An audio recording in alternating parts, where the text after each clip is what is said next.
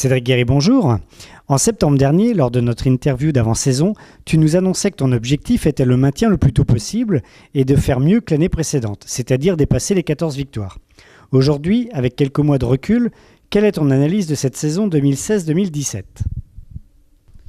Eh ben écoute, cette saison 2016-2017, c'est soldé par une montée en N3. Qu'est-ce qu'on peut analyser là-dessus ? C'est que ça a été une saison un petit peu en dents de scie, parce qu'on a quand même pas une chance sur l'effectif où il y a eu pas mal de blessés. Malgré ça, le groupe a eu le mérite de tenir jusqu'au bout. On s'était fixé sans que réellement les dirigeants le savent, mais de vouloir tout faire pour essayer de monter. Il y avait beaucoup de joueurs qui souhaitaient revenir redécouvrir la N3, donc c'était l'objectif qu'on s'était fixé entre le groupe. Donc c'est pour ça que le groupe a eu le mérite de ne pas lâcher.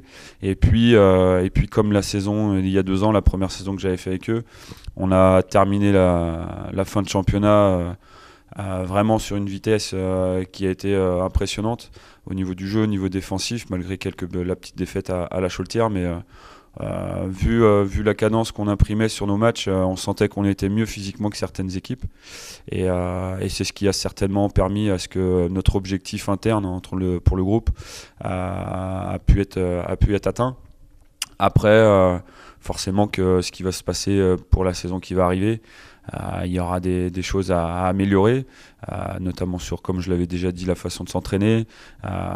Donc voilà. Mais dans l'ensemble, on a trouvé un groupe, malgré quelques petites histoires internes, un groupe assez soudé. Et dans l'ensemble, on peut être satisfait de ça. Place maintenant à cette nouvelle saison. Des départs, des arrivées, l'étendue du travail semble démesurée. Comment as-tu procédé pour préparer ce début de saison ? Comme tu l'as dit, la première des choses a été de faire un point sur le groupe, savoir qui continuait l'aventure avec nous et qui l'arrêtait.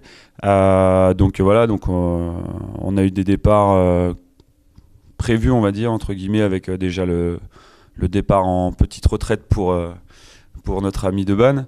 Après, la surprise a été le fait que Martin Cabaret puisse pas rester avec nous. Bon, après, voilà, il y a des choix de vie, comme il l'a dit. Il part pour les études, on peut pas lui empêcher, et on lui souhaite forcément de réussir, en espérant le revoir le plus vite possible chez nous.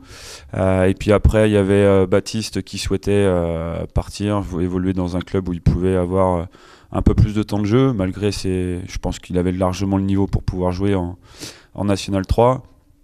Et puis Terence, qui nous avait déjà prévenu depuis la mi-saison, qui souhaitait vivre son rêve d'enfant, c'était de s'engager à l'armée. Donc là, je sais, on a eu quelques petites nouvelles, il est déjà à Rochefort. Donc pareil, on lui souhaite de réussir dans sa voie, en espérant qu'il vienne nous faire des petits coucous quand il aura des petites permanences à la salle de la mariée. Donc suite à ça, il a fallu compléter ses départs. On le sait tous, on n'a pas les moyens de pouvoir aller recruter à droite à gauche des joueurs avec des sommes folles. Donc on s'est basé sur le secteur, par le biais aussi, c'est pour ça que c'est bien d'avoir aussi des gens déjà passés par le club, par Julien Gabard, qui m'a aidé à construire, entre guillemets, mes recrues, à faire venir mes recrues. Donc c'est lui qui m'a dit beaucoup de bien sur la première recrue, Gilles Mpelé. On cherchait quelqu'un pour remplacer Deban. Donc voilà, le profil est forcément différent parce que c'est un petit peu plus grand, mais c'est surtout 10 fois plus costaud que Deban. Donc il sera très complémentaire de José dans le jeu. On l'a déjà vu sur les premiers matchs amicaux. Le deuxième, c'était forcément pareil, de remplacer Martin. Donc on a fait venir Dylan Pillot, poste 2, 3, un joueur qui est capable de percuter, très bon défenseur et assez complet dans le jeu, avec une bonne vision de jeu. Donc voilà, après c'est un jeune joueur, il a 21 ans. Donc ça va dans l'esprit du club de vouloir former les joueurs. Et puis la dernière, qui est Nathan Zahir, qui fait 2m2. Donc là, même lui, on lui a dit, c'est un pari. Ça fait plus d'un an qu'il n'a pas joué à cause d'une blessure au genou. Il est très motivé. Nous, on souhaitait trouver quelqu'un de grand. Donc voilà, on a tenté ce pari-là. Pour l'instant, on est satisfait de ce qu'il est en train de produire.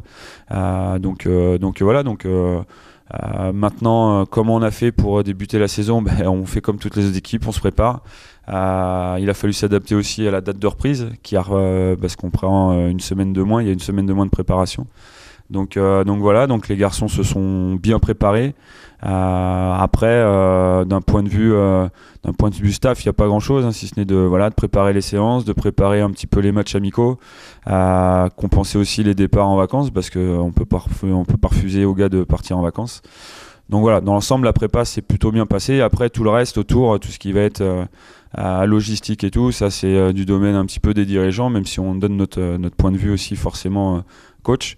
Mais voilà, après le déroulement va se passer de la même manière que ce qui s'est passé depuis 2 ans. Donc pour nous, il y aura pas grand changement, si ce n'est athlétiquement être plus fort que la R1, parce que la R1 et la N3, c'est un monde quand même différent.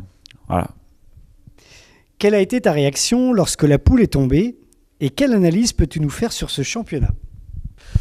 Écoute, surpris et pas trop surpris, parce qu'on avait quand même eu quelques petits échos comme quoi on allait être dans cette poule sud. Moi personnellement, je souhaitais cette poule-là, donc ça n'a pas été une grande déception. Maintenant, la seule chose, c'est que je m'attendais pas à avoir autant de déplacements vraiment dans le bas. Je m'attendais à en avoir 2-3, voire avec un 4e pour se dire allez, on clôture la poule comme ça, mais de là en avoir 6, non. Je m'attendais aussi à avoir des clubs de Limoges. Par contre, là où on était assez content, c'est d'avoir les équipes vendéennes parmi nous, d'avoir des derbies dans la salle, faire un peu revivre tout ça au goût du jour à nos fidèles. Donc voilà, après, qu'est-ce que je m'attends de ce championnat? Ça aurait été dans une autre poule, je pense que ça aurait été la même chose. C'est ce que je disais tout à l'heure. C'est, à mon avis, physiquement ça va être, et athlétiquement, ça va être un championnat différent de ce qu'on a pu voir depuis 2 ans. Avec des vrais intérieurs, avec des choix tactiques qui vont être bien précis face à nous.